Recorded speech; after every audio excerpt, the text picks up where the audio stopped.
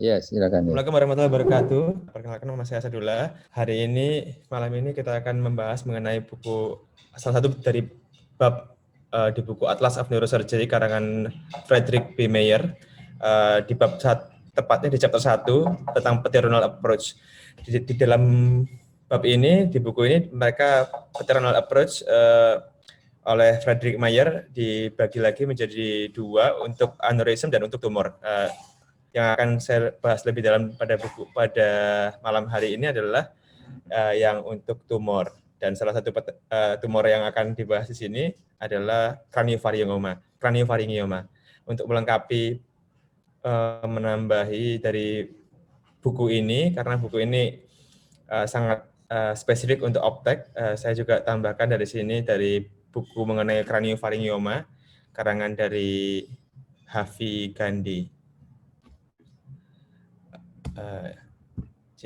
Untuk saya mulai. Jadi peyronieal craniotomy, peyronieal approach adalah pertama kali ditemukan oleh Yasar Gill, merupakan suatu koridor dari approach transkranial untuk banyak sekali patologis.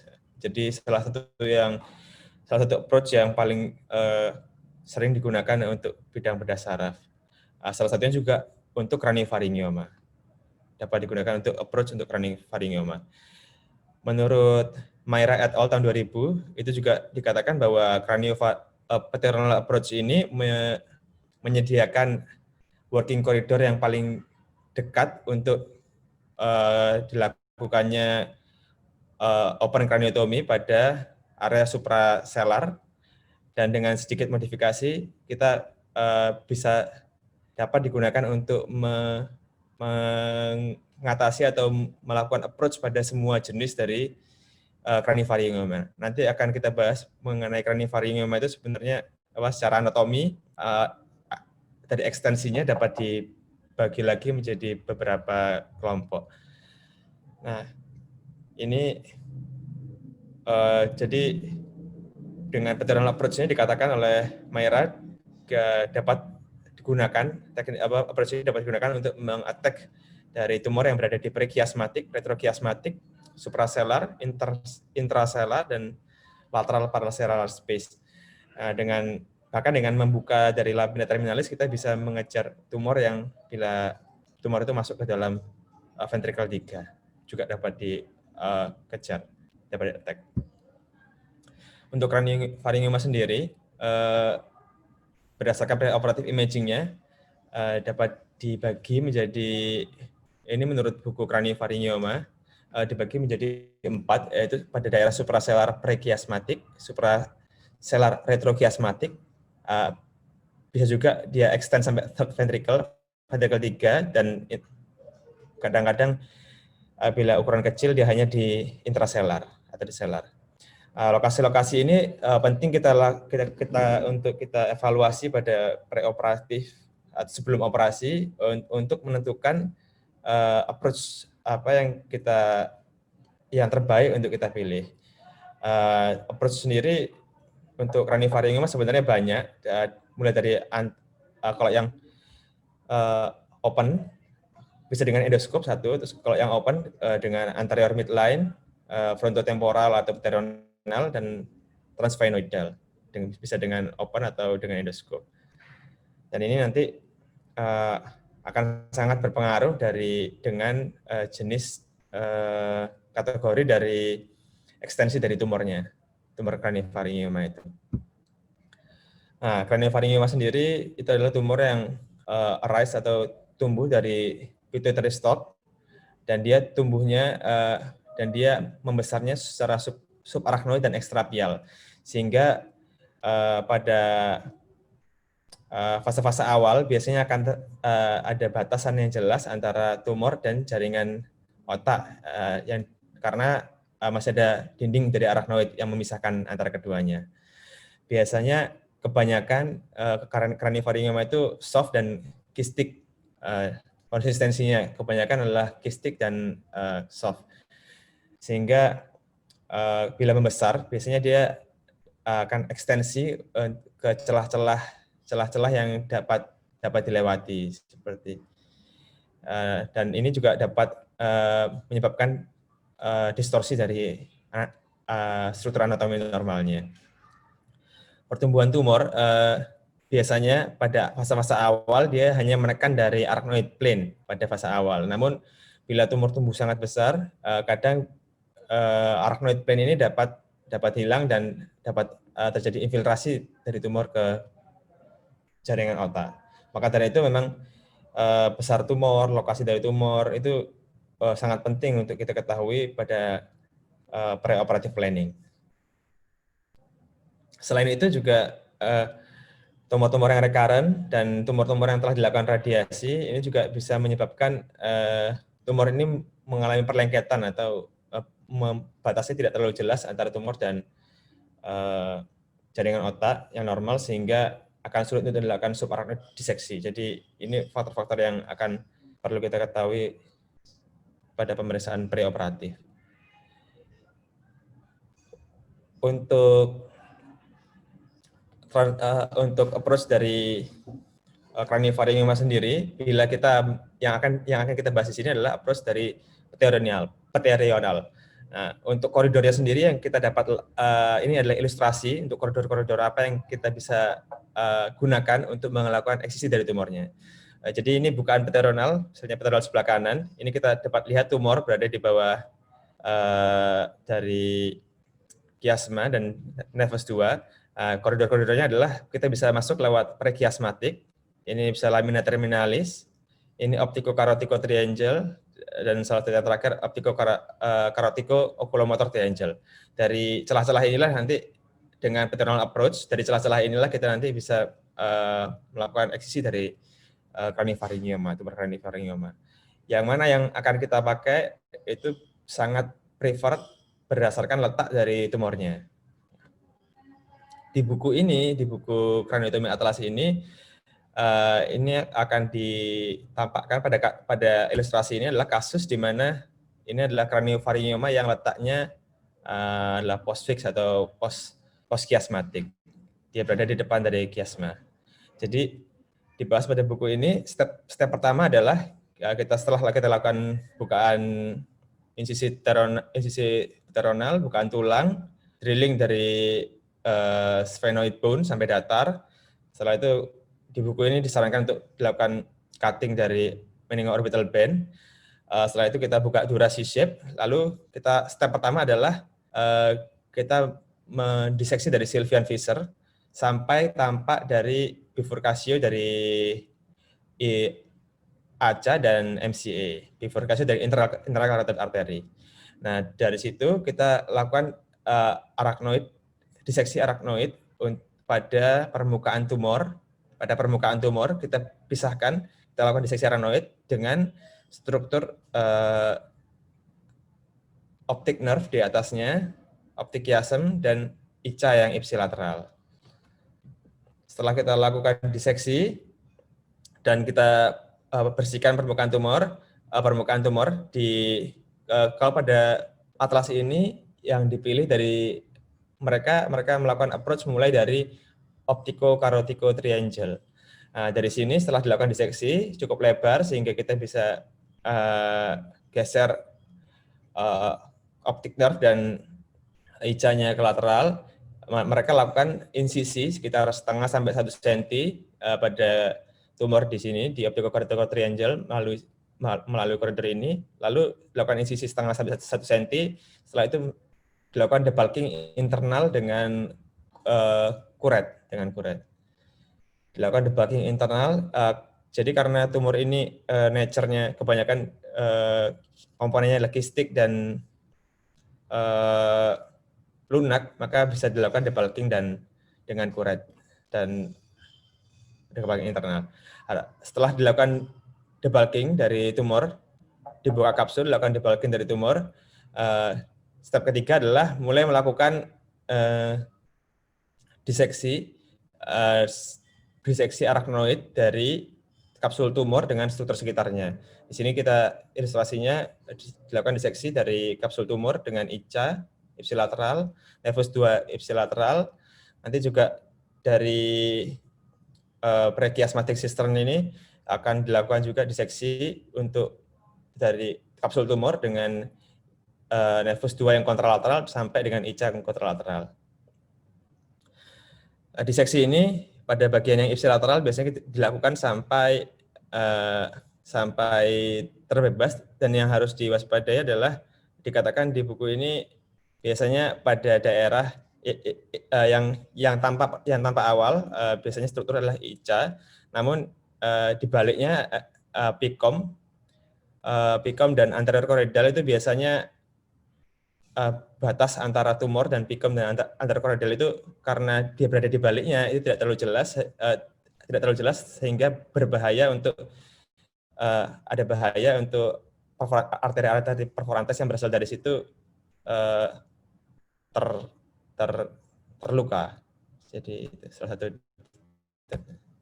Untuk step 4 diseksinya masuk lebih dalam lagi dengan mendiseksi dari pos PICOM sampai ke arah belakang sampai ke kapsul tumor, sampai ujung belakang dari kapsul tumor, atau sampai tampak basilar di belakang.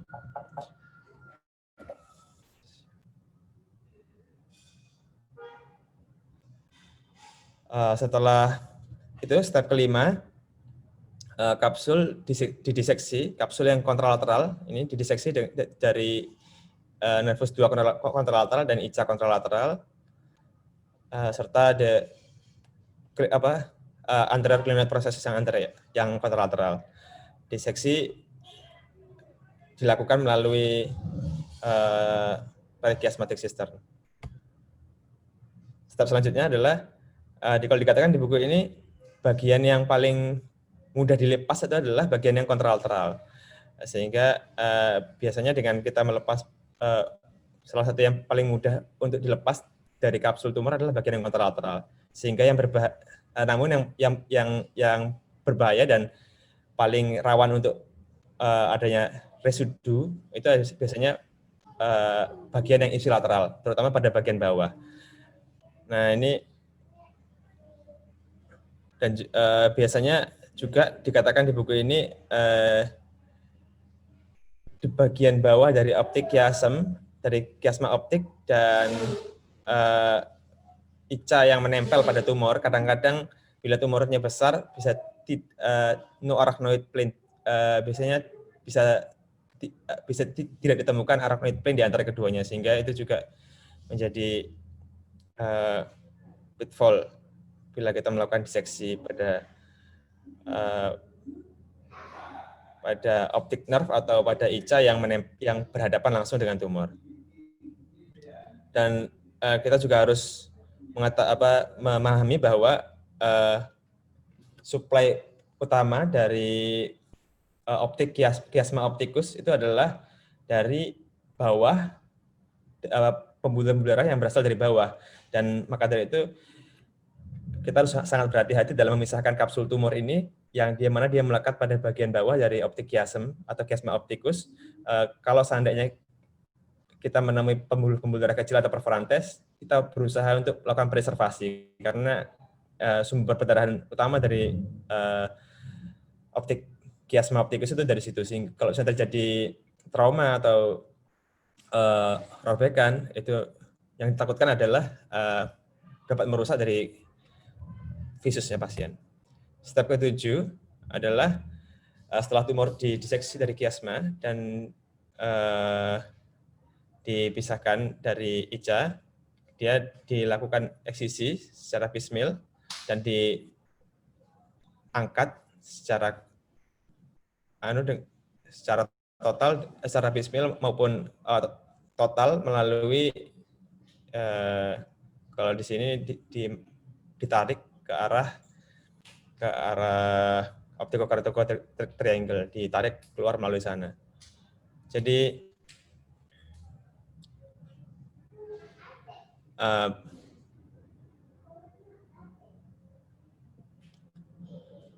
setelah itu disarankan juga setelah kita lakukan eksisi dari tumor secara total, kita disarankan juga untuk mengevaluasi underside bagian bawah dari chiasma dan ventricle 3 bisa dengan kaca maupun endoskopi untuk melihat apakah ada sisa-sisa tumor, karena bagian-bagian ini merupakan bagian yang rawan untuk ada sisa tumor yang melekat. Untuk tipnya sendiri, tempat yang paling sering terjadi residual tumor, jadi craniofaringioma ini adalah tumor yang jinak, namun memang problem utamanya adalah tumor ini dikatakan sering sekali residif. Jadi harapannya sampai saat ini masih belum ada konsensus untuk guideline untuk terapi pasti pada tumor ini. Namun sebagian besar ahli sepakat bahwa harapannya dapat dilakukan dari maximal resection, total resection.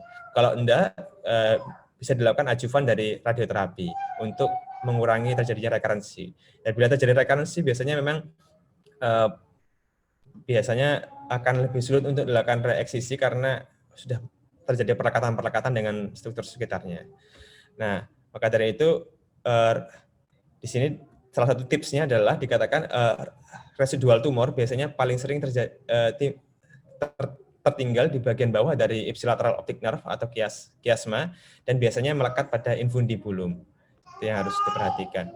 Terus limitasi dari approach ini biasanya hampir semua kalau dikatakan dari awal memang dikatakan bahwa dengan peta renal ini hampir semua ekstensi dari craniofaringioma itu bisa dicapai, namun beberapa limitasi dari approach ini adalah bila ekstensinya terlalu ke sefalat atau ke atas, atau masuk ke ventricle 3 yang dimana dia sampai ke bagian posterior dari ventricle 3. Itu kemungkinan approach peta renal ini akan sulit untuk mencapai dari gross total resection-nya. Untuk mengatasinya, bila tumornya sangat tinggi, ekstensi sangat tinggi ke arah sefalat, dengan penambahan peta renal dengan dimodifikasi dengan orbicosigomatik, itu dia biasanya bisa untuk mengatasi atau untuk mengejar ekstensi dari craniofaringioma yang ke arah sefalat. Sedangkan untuk yang ventricle 3 biasanya dilakukan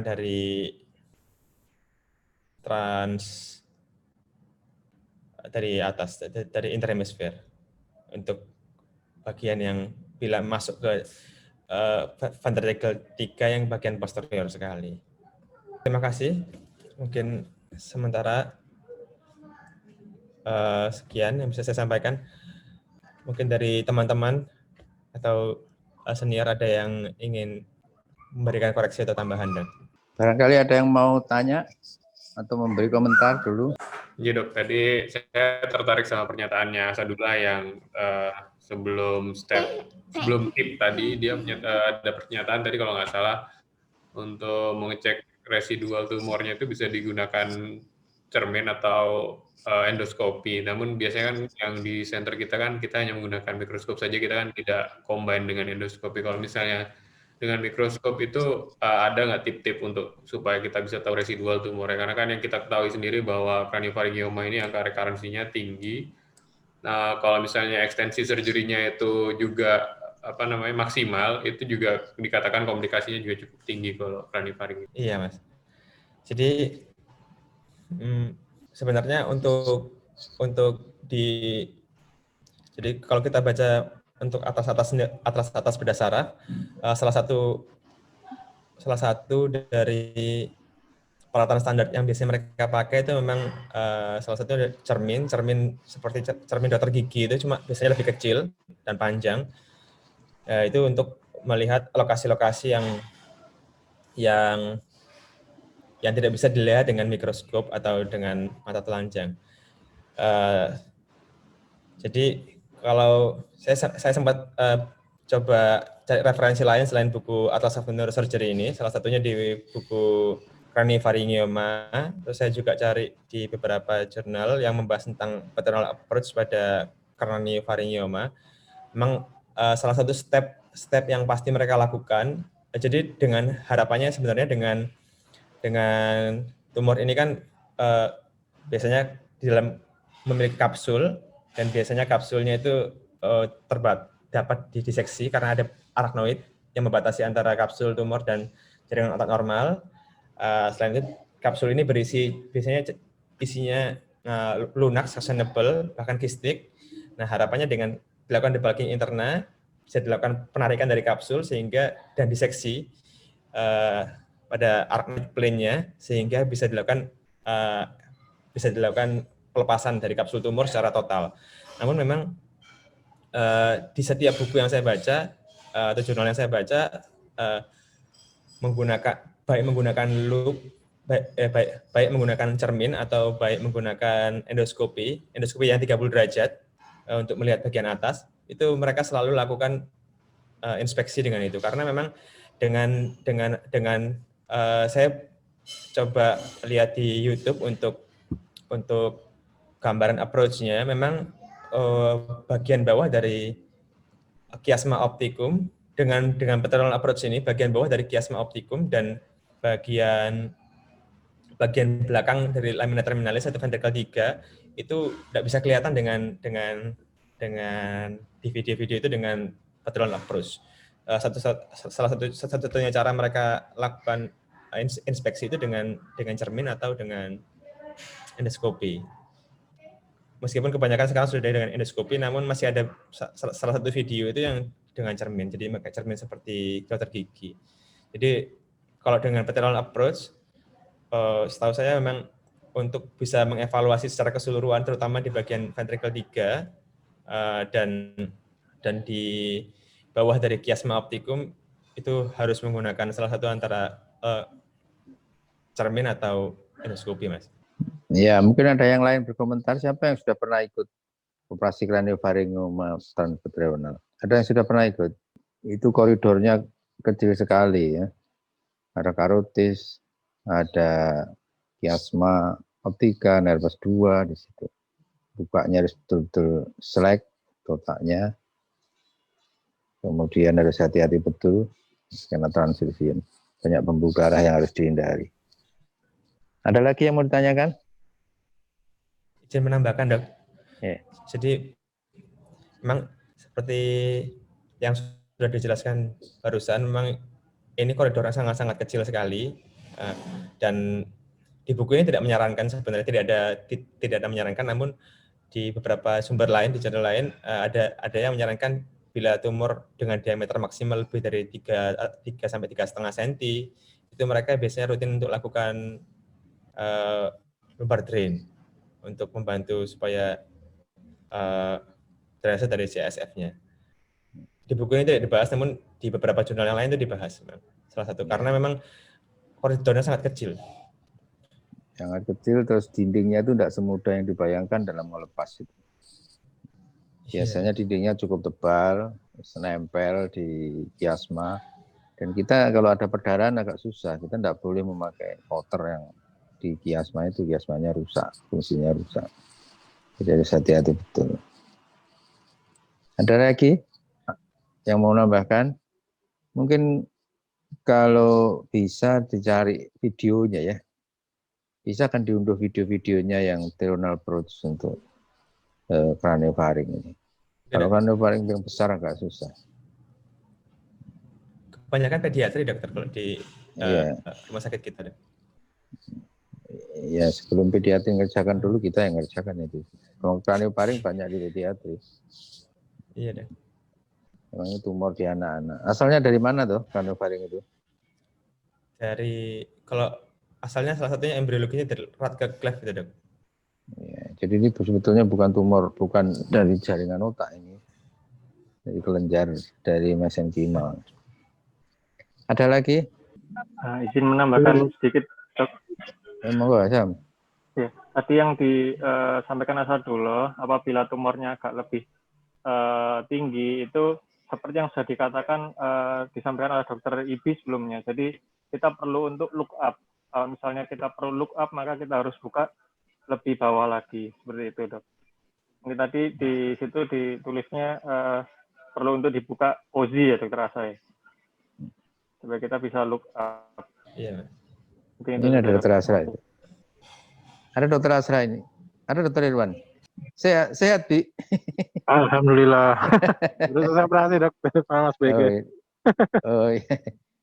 Aduh, awakku rada panas-panas sih, guys. Wah panas dok. tapi negatif kok.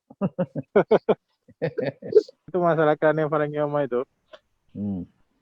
Jadi yang lihat ke ventricle 3 untuk look up memang bisa dengan OZI.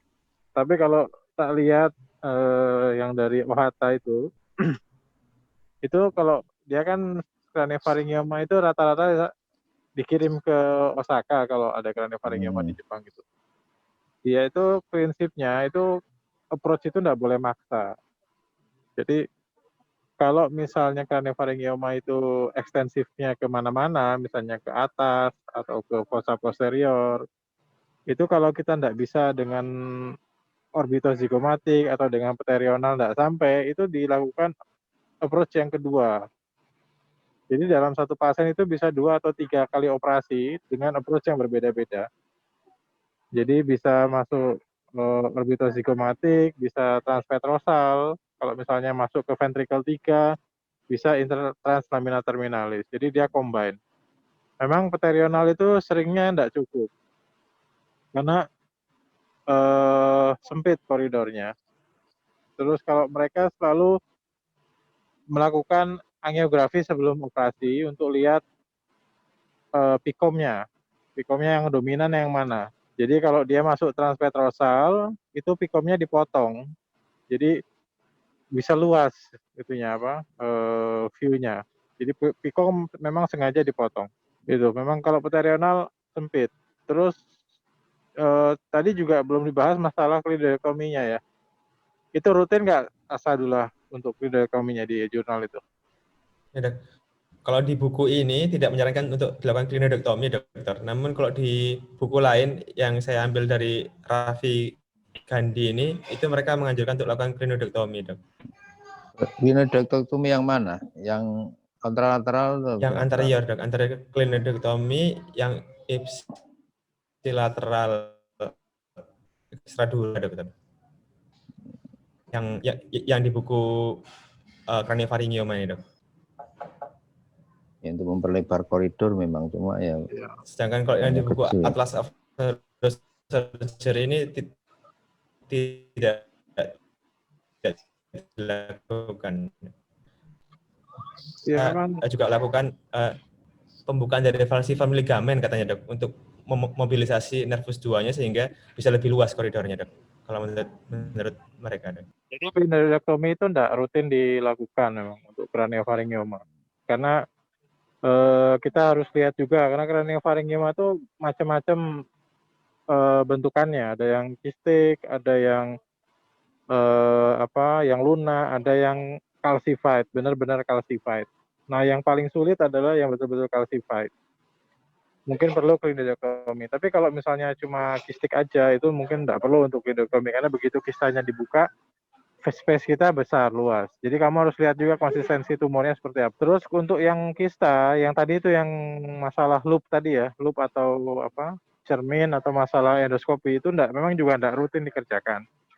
Saya sama Dr. Adian itu jarang pakai endoskopi atau loop karena kita yakin bagian mana yang kita tinggal, bagian mana yang kita ambil. Biasanya yang kita tinggal adalah yang di stok. Karena yang di stok memang sengaja tidak kita ambil karena endokrin kita nggak kuat untuk ngopeni efek endokrinologinya post-op. Nah, tapi untuk bagian yang lain bisa kita ambil total. Intinya kalau yang kistanya itu yang kapsulnya itu tipis terus kistanya di dalam kista, itu kita bisa ambil total selama kita ngikuti alurnya kapsul tumor. Jadi kapsulnya itu tidak boleh hancur. Jadi kamu ikuti pelan-pelan sambil kita tarik, diseksi dengan arachnoidnya. Jadi kalau kapsulnya intak, jadi kita tidak perlu lagi untuk ngintip pakai loop atau pakai cermin atau pakai endoskopi. Yang penting kapsulnya itu intak. Nah, yang jadi masalah adalah kalau misalnya kapsulnya itu tipis, lengket, dan mudah pecah, mudah rapuh. Jadi begitu ditarik rapuh. Nah, itu yang susah. Itu sering kita temui kalau misalnya tumor itu besar, kapsulnya kecil, kapsulnya tipis. Jadi begitu ditarik, kapsulnya pasti ketinggalan di korteknya. Dan itu tidak bisa didiseksi dengan arachnoidnya. Itu nggak ada kalau tumor besar biasanya sama arachnoidnya itu jelek batasnya. Kalau kayak gitu kita biasanya nggak ambil karena pasti injury kalau misalnya kita ambil. Karena lengket sekali, dia lengket ke karotis, lengket ke kiasma, lengket ke brainstem. Nah, mungkin beberapa bagian bisa kita ambil, tapi yang lengket-lengket di brainstem di tempat-tempat lain itu nggak bisa diambil. Justru yang menurutku yang lebih sulit itu yang kista, tapi kista itu yang kapsulnya tipis. Kalau kista yang biasa itu gampang, tapi kalau kista kapsulnya tipis itu susah. Gitu. Kalau yang calcified itu juga beberapa teknik biasanya kalau OHT di drill intratumoral pakai diamond atau pakai rosen yang kecil. Jadi calcified-nya itu dihancurkan dengan drill. Tapi saya beberapa kali coba pakai drill itu agak ngeri karena drill kita jelek ya. Itu. Ya mungkin gitu aja. Itu Dok. Iya. Mungkin lain kali kalau presentasi sedikit itu dicari tambahan video-videonya YouTube gitu ya, Sam. Yang Iya. lain-lain juga ya. Gitu. Jadi biar ada gambaran yang lain-lain ya. Jadi dipotong-potongkan video-video gitu kan lebih enak. Kan bisa tuh dijadikan satu. Bisa, Dok. Kalau kita bicara teknik operasi kan lebih mudah membayangkan gambar hidup daripada teori-teori kalau teknik itu ya. Mungkin ada lagi yang mau didiskusikan? Sama mungkin saya ada sesuatu yang Dok, yang masih agak sulit, Dok. Jadi untuk craniofaringioma ini sebenarnya kan untuk adjuvannya bila kita dikatakan kalau di buku Neuro Atlas ini kalau misalnya kita ada subtotal ada yang kita tinggalkan itu disarankan untuk adjuvannya radioterapi, Dokter. Nah, sedangkan memang ini kan areanya dekat dengan kiasma optik, Dok. Maksudnya apakah kalau di pertemuan sebelumnya kan kita pernah bahas masalah efek negatif dari radioterapi itu bila dia dekat dengan nervus optik itu ditakutkan dapat sangat mudah merusak nervus optiknya itu, Dok. Itu mungkin gimana, Dok? Ya memang radioterapi itu hanya salah satu choice saja. Ini betul-betul kita harus diskusikan dengan radioterapinya. Karena bahayanya cukup besar di situ daerah yang sangat sensitif ya. Nervus 2 itu nervus yang sangat sensitif. Kena panas, kena radiasi dia bisa berubah fungsinya, bahkan hilang kadang-kadang fungsinya. Pengalaman saya terus terang kalau craniofaring yang besar tidak pernah habis ya. Karena memang lengket-lengket di situ. Kemudian diikuti radiasi, bahayanya ya penurunan visus pasien memang. Dan long term untuk radiasinya biasanya ini pada anak-anak kan. Itu tidak bagus juga. Diabetes insipidus itu sering terjadi. Kemudian gejala frontal lobe juga sering terjadi. Makanya journey kalau craniofaring itu biasanya residip gitu terus. Beberapa pasien sampai sekarang juga residip. Bahkan putranya senior salah satu yang sekarang sudah ada residip lagi 2-3 kali saya operasi. Agak susah craniofaring. Bahkan dikatakan di beberapa jurnal itu walaupun secara mikros eksisi total ya tumbuh lagi nanti dalam waktu 9 tahun 10 tahun. Karena memang asalnya dari sana, dari kongenital. Ya. Ada masukan lagi? Monggo. Ya maaf. Jadi craniofaring ini kalau di Osaka itu dokter surgeonnya lebih berani. Salah satunya karena backup endokrinnya seperti disampaikan Ibi tadi, bahwa mereka tuh tidak segan mengeksisi pituitary stalk-nya seandainya memang nempel. Karena goalnya itu radikalnya harus tercapai, karena kalau sampai muncul lagi itu morbiditasnya lebih besar. Mereka di backup endokrin yang bagus sehingga kekhawatiran diabetes insipidus, gangguan hormon, semua itu tidak terlalu khawatir.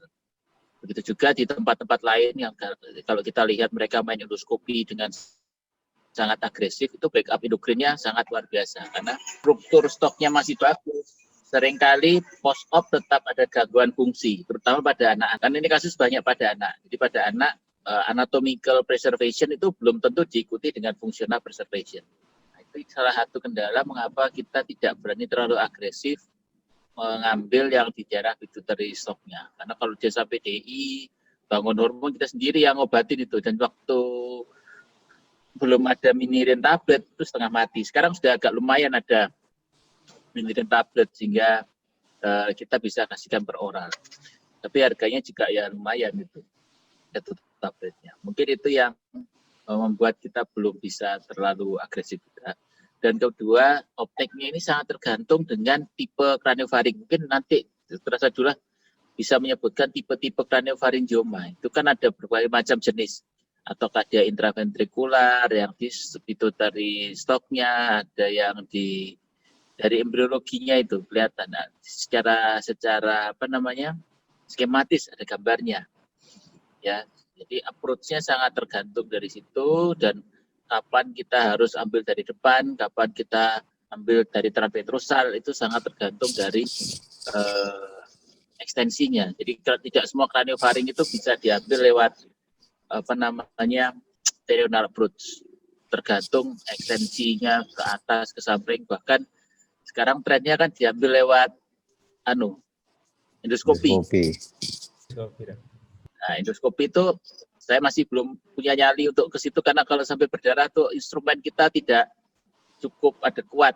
Karena kalau sudah main di endoskopi itu sangat dipengaruhi oleh instrumen-instrumennya. Oh, itu. Karena ruangnya sempit, instrumen gunting, koagpolar khusus, segala macam. Dan harus benar-benar forehand teknik. Asistennya harus bisa membantu memegang scope dan mensuction. Jadi forehand-nya benar-benar dimainkan, dan sampai saat ini kita belum bisa sampai di level itu. Ya, mungkin itu sedikit tambahannya, Dok.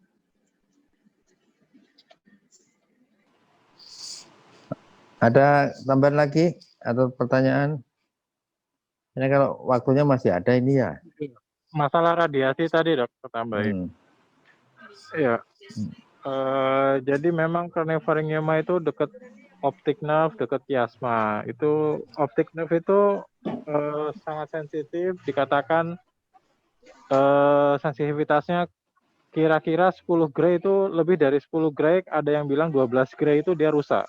Jadi kalau kita ngasih dosis di atas 10 Gray itu tidak memungkinkan. Sedangkan tumor itu tidak akan mati atau tidak akan pertumbuhannya terhambat kalau dosisnya tidak sampai di atas 10 Gray. Jadi kalau percuma.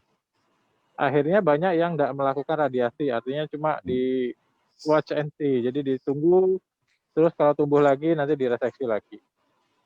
Kalaupun ada radiasi, biasa kita sarankan untuk gamma knife atau yang lain. Gamma knife juga responnya kurang baik untuk craniofaringioma. Kurang bagus. Ya. Seringnya juga tumbuh lagi. Jadi tetap belum, untuk radiasi tidak ada yang efektif. Jadi kalau saya jarang ngirim pasien radioterapi untuk craniofaringioma, hampir-hampir tidak pernah. Jadi kalau craniofaringioma kita tidak bisa reseksi total, ya sudah ditunggu aja, nanti MRI lagi kita lihat. Radioterapi morbiditasnya terlalu besar untuk pasien kayak gitu. Mungkin itu. Pasca radiasi kalau buka lagi ya tambah ruwet. Iya, betul. Lengket-lengket. Iya, Dok. Saya tidak tahu di anak-anak sekarang di send ke radioterapi tidak pasca operasi di pediatri. Di divisi ini dokter Arifin, dokter Wiyasto. Kan sekarang craniofaring banyak di anak-anak mereka yang kerjakan. Yang di Sutomo. Kalau dari dokter Arifin pernah ada satu kasus itu, tapi masih juga tidak diradiasi, dokter. Tidak diberikan rajukan radioterapi. Kalau dokter Wiyasto saya belum pernah diskusi sama beliau, dok. Hati-hati. Itu efeknya jangka panjang. Jadi kalau untuk anak-anak itu tidak direkomendasikan. Karena efek sampingnya bisa muncul setelah 10 tahun atau 20 tahun. Jadi baru kelihatan setelah 20 tahun lagi. Ya, contohnya yang kasus yang di PHC itu misalnya. Itu setelah radiasi memang tumornya membaik, terkontrol, ganglioma. Tapi medula oblongatanya tuh hilang, tengahnya bolong kena radiasi. Demyelinisasi itu dok ya? Iya, ya. Itu padahal cuma berapa tahun setelah radioterapi. Jadi hati-hati radioterapi itu ya. Iya. Leukemalacia itu hilang. Ada lagi? Saya kira kalau hilang punyaku. Asal jelas, ntar saya share screen mungkin. Kamu stop dulu. Nggak ada. Kelihatan slide saya? Kelihatan dok? Kelihatan. Ya, ini mungkin gambar seperti ini yang harus kamu tampilkan. Kalau tulisan aja susah bayangkan. Nah, bayangkan ini macam-macam tipenya. Kalau intraselular ini mungkin kalau di pakai endoskopi mungkin bagus. Tapi kita harus bisa memprediksi ininya kemana ini, pituitarinya kan pituitary stoknya naik kemana.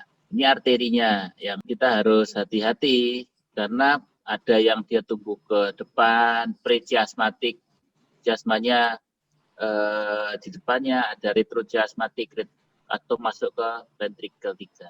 Jadi itu sangat pengaruh nanti approach-nya milih yang mana nanti ya. Jadi karena sumbernya semua dari yang ungu ini. Ungu ini sumbernya nanti. Tumbuh kemana dia, kita kadang approach-nya, bisa lewat depan. Iya kalau tipe ini. Tapi kalau tipe yang lain nggak bisa. Ini kalau ini transamina terminalis. Bisa masuk ke sini, bisa habis. Tapi kalau yang di sini, ini lebih susah lagi. Kadang lewat petrosal approach. Kalau ini mungkin perional bisa. Mungkin ini endoskopi bisa. Jadi penting untuk kita memperkirakan benar-benar dilihat di MRI-nya kira-kira posisinya di mana. Mungkin itu aja yang saya tambahkan. Mungkin ada yang Juga.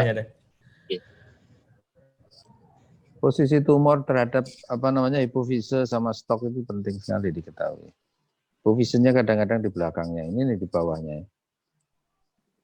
Ya, ini bisa di depannya. Itu tadi di depannya, ini di belakangnya, ini di atasnya. Ini di bawah, tergantung dari sumbernya ini dari mana ini. Ini bisa dari bawah, naik ke atas, naik lebih tinggi atau lebih tinggi lagi. Tumornya nanti lokasinya beda-beda. Ini paling menantang Pak Neofaring ini. Karena benign bisa diambil, post-op bagus tapi muncul lagi. Jadi dia tidak kayak glioma. Glioma mungkin bertahan 1,5 tahun, ini bisa bertahan bertahun-tahun. Panjang umur pasiennya ini. Dan itu satu tantangan tersendiri. Nanti lain kali kalau ditambah videonya ya, carikan video-videonya gitu. Siapa yang ditugaskan untuk jurnal yang sifatnya teknik itu lebih baik video gitu malah bagus. Ada video, ada cerita itu lebih bagus. Kalau enggak ada saya kira cukup ya, nanti lain kali diperbaiki kalau secara teknis. Kalau teoritis sih ya teori-teori gitu, tapi kalau teknis lebih baik pakai gambar sedikit tapi videonya yang banyak. Ya. Oke, saya kira cukup. Kalau enggak ada tuh terima kasih. Semoga bermanfaat. Terima kasih. Assalamualaikum. Salam. Waalaikumsalam.